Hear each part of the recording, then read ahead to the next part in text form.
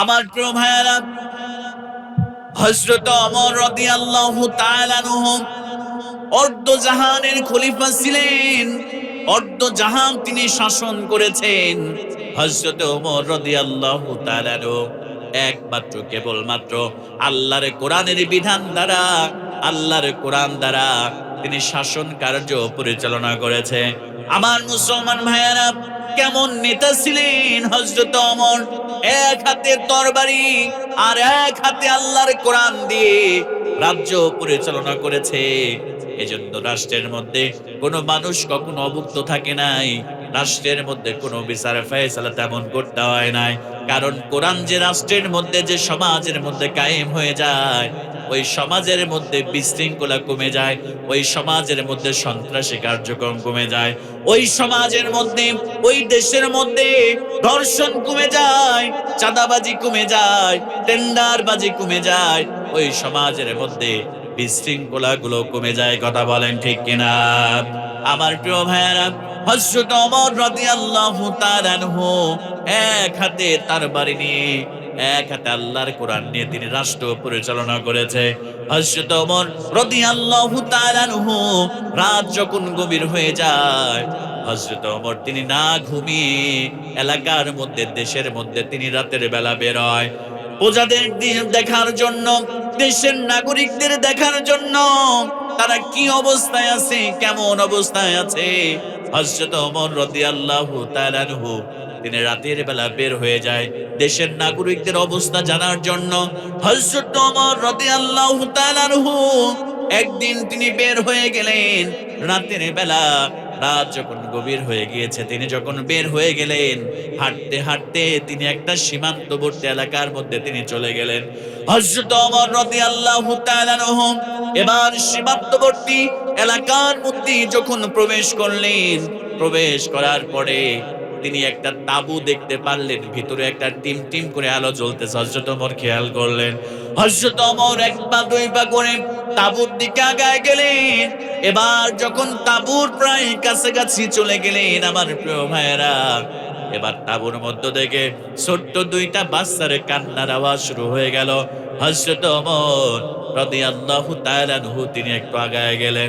আগায় যাওয়ার পরে লক্ষ্য করলেন তাঁবুর মধ্যে দুইটা বাচ্চা কান্না করে, আর মা চুলার মধ্যে পাত্র পাত্র দিয়ে কি যেন জাল দেয়, চুলার মধ্যে কি যেন দিয়ে জাল দেয়। এমন সময় মা তার সন্তানদেরকে ডাক দিয়ে বলে, কলিজার টুকরা সন্তানেরা রে, এখনই রান্না হয়ে যাবে, তোমরা একটু ধৈর্য ধারণ করো, আর একটু অপেক্ষা করো, এখনই রান্না হয়ে যাবে, তোমাদেরকে খাবার আমি দিয়ে দিব। আমার প্রিয় ভাইয়েরা, এমন করে কয়েক মিনিট চলে যায়।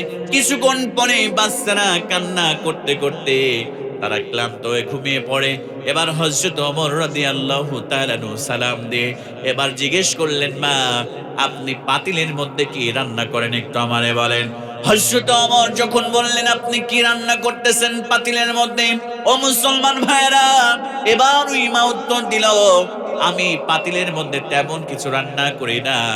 আজ 3 দিন হয়ে গেল আমি অমুক দেশ থেকে পালিয়ে এই জমিনের মধ্যে চলে এসেছি, দেশের মধ্যে এসেছি। আমি শুনেছি এই রাষ্ট্রের খলিফা হযরত ওমর নাকি এত ভালো মানুষ, এই রাষ্ট্রের খলিফার দেশে কোনো মানুষ না খেয়ে থাকে না।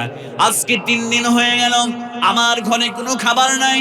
এই জায়গায় মাসুম দুইটা বাচ্চাকে নিয়ে আমি রাতের বেলা, তারা যখন ক্ষুধার যন্ত্রণায় ছটফট করে কান্নাকাটি শুরু করে দেয়, আমি পাতিলের মধ্যে একটু পানি দিয়ে আর কিছু পাথর দিয়ে আমি রান্না করি, আর তাদেরকে বুঝ দিই কিছুক্ষণ পরে খাবার রান্না হবে, তোমাদেরকে খাবার দিয়ে দেওয়া হবে।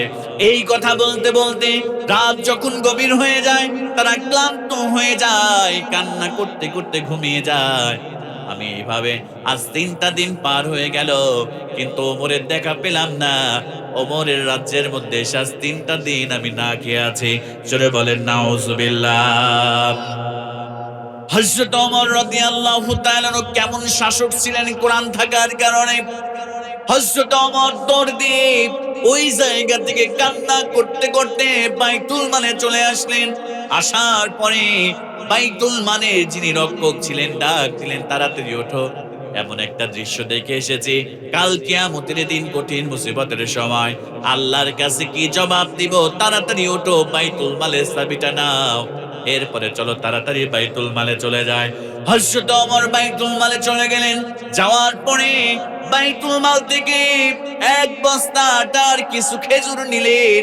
হযরত ওমর রাদিয়াল্লাহু তাআলা আনহুকে বাইতুল মালের রক্ষক বললেন, খলিফাতুল মুসলিমিন আমিরুল মুমিনিন, আমার পিঠের মধ্যে তুলে দেন, আমার মাথায় তুলে দেন, আমি এইগুলো আগায় দিয়ে আসি। হযরত ওমর বললেন, যে দৃশ্য আমি দেখে এসেছি, আমি তোমার মাথায় বস্তা তুলে দিব না, তুমি তাড়াতাড়ি করে আমার মাথায় বস্তা তুলে দাও। আমি আল্লাহ রাব্বুল আলামিনের বান্দিদের যে দৃশ্য দেখে এসেছি, আমার বড্ড ভয় হয়। কাল কিয়ামতের দিন কঠিন মুসিবতের সময় আল্লাহর কাছে আমি কি জবাব দিব? জোরে বলেন সুবহানাল্লাহ। মুসলমান ভাইয়ারা, এবার হযরত ওমর রাদিয়াল্লাহু তাআলা আনহু তাড়াতাড়ি চলে গেলেন। যাওয়ার পরে এবার তিনি ওই মায়ের কাছে গিয়ে আটার বস্তাটা দিলেন, নিজ হাতে আটাগুলো বের করলেন। আটাগুলো বের করার পরে এবার হযরত ওমর আটাগুলো সিদ্ধ করে এবার রুটি বানালেন। রুটি বানানোর পরে এবার রুটিগুলো সেকে এবার খুরমা খেজুরগুলো দিয়ে ছোট্ট দুইটা মাসুম বাচ্চাকে ডেকে তুললেন ঘুম থেকে। এবার দইয়ের উপরে দুইটা মাসুম বাচ্চাকে বসায় নিয়ে হযরত ওমর রাদিয়াল্লাহু তাআলা আনহু রুটি আর খুরমা খেজুর দিয়া দুইটা সন্তানকে তিনি সুন্দর করে পেট ভরে খাওয়ায় দিলেন। জোরে বলেন সুবহানাল্লাহ। এরপরে মাকে বলেন, আপনি খাবার গ্রহণ করুন। ওই মাও পেট ভরে খাবার গ্রহণ করলেন। এবার ওই মা কান্না করতে করতে বলতেছে, এই দেশের শাসক যদি হযরত ওমর না হয়ে আপনার মতো লোক হতো, তাহলে এই দেশের কোনো মানুষ না খেয়ে তাদের রাত কাটাতে হতো না। জোরে বলেন আল্লাহু আকবার। আমার প্রিয় ভাইয়ারা, ওই মহিলা তো চিনে না, হযরত ওমরের সামনে বসে এই কথা বলতেছে। হযরত ওমর রাদিয়াল্লাহু তাআলা চোখের পানি ছেড়ে দিয়ে কান্না শুরু করলেন। আর তাকে বললেন, মা, আগামীকাল আপনি হযরত ওমরের দরবারে যাবেন, আমাকে সেই জায়গায় আপনি পেয়ে যাবেন। আপনার জন্য আরো কিছু খাদ্য আমি দিয়ে দিব। ওই জায়গায় যাবেন, আমি ওই জায়গায় থাকবো। আপনি অবশ্যই কালকে যাবেন, মিস আপনি করবেন না।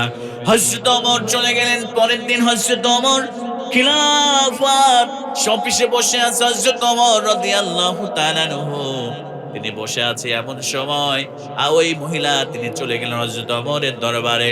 হযরত ওমরের দরবারে গিয়ে আল্লাহর রাসূলের সাহাবীদেরকে ডাক দিয়ে বললেন, অমুক ব্যক্তির সঙ্গে দেখা করার জন্য এসেছি।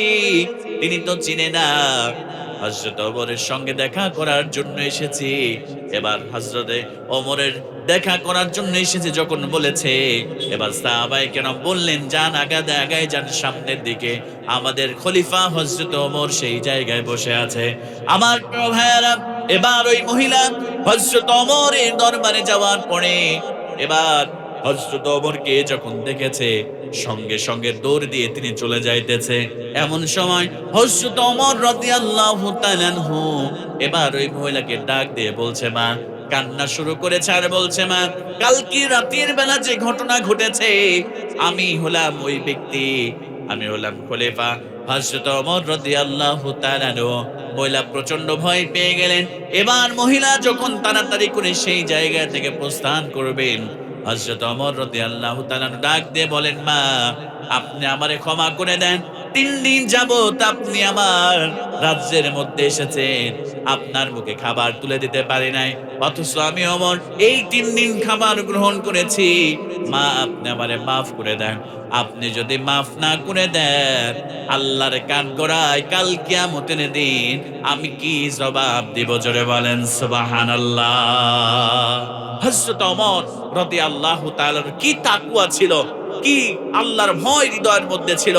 এক হাতে যেমন তরবারি দিয়ে গোটা অর্ধজাহান শাসন করেছে, আরেক হাতে কোরআন দিয়ে তিনি কোরআন দিয়ে সমাজের মধ্যে সুদ, ঘুষ, চাঁদাবাজি, টেন্ডারবাজি এইগুলো তিনি বন্ধ করেছেন। জোরে বলেন আল্লাহু আকবার। এজন্য আল্লাহ রাব্বুল আলামিন সুন্দর করে জানাই দিলেন, মা আনসালনা আলাইকাল কুরআনা লিতাশকা।